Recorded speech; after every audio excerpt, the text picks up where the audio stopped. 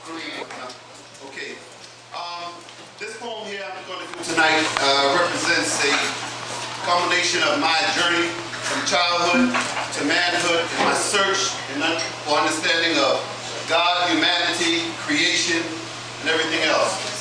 One of the first concepts I heard about God was about who I was that because I was black, I was cursed. That was the interpretation I had heard of. Then as I got older and I got into the radicalness of it, I heard some black radicals. I was God because I was black. Then as I went further, I got into metaphysics. My mind was God. Then after that, I got into some more religious people because I was born in flesh. That's not me. Because I was born in flesh, I was cursed. And I had to accept some spirit. I just got fed up with it all. It was my own version called oneself. Because in my family, like I mentioned before, I got everybody. I got white, I got black, I got Spanish. So I don't know how I'm going to be against myself, so I had to come up with something that would make peace in me. And this is what I came up with. It's called oneself. Before there was anything or any place, before there was anywhere, anytime, or any space, there was oneself. This was and is the self-being of what we now call God. There was no over there or over here. There was no this or that. There was no light, white, darkness, or black. But there was oneself. There was no far or near. There was no anger or fear. There was no high or low. There was nowhere to stay. There was nowhere to go. But this I do know. There was oneself before there was anything else. At what point in self-realization, as expression through creation, did self experience separation? When did the self-sense of I make its first self-denial? When did it say, this is me, and this is not, and that is not? And that which is not must come to me to get what I got. At what phase did self become confused, dazed, and amazed at its own impressions of self-expression?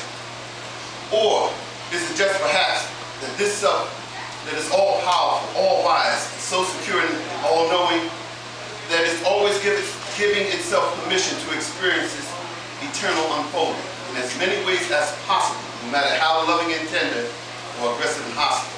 Could this just be the part of a process of an internal yes, of self-willingness to explore all of its being as it translates itself into persons, places, and things as an eternal, extended means to express the unseen?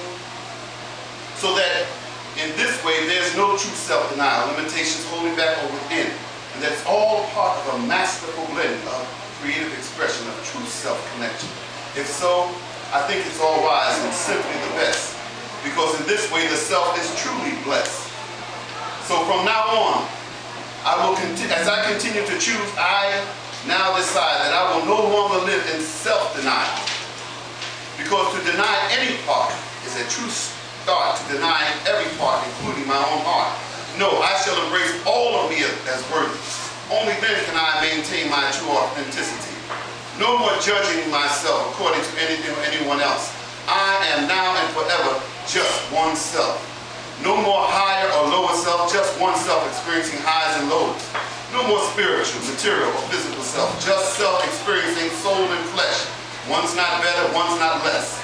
No more conscious or unconscious. No more accepting one part as holy and righteous and one part as cursed and worse. Just oneself.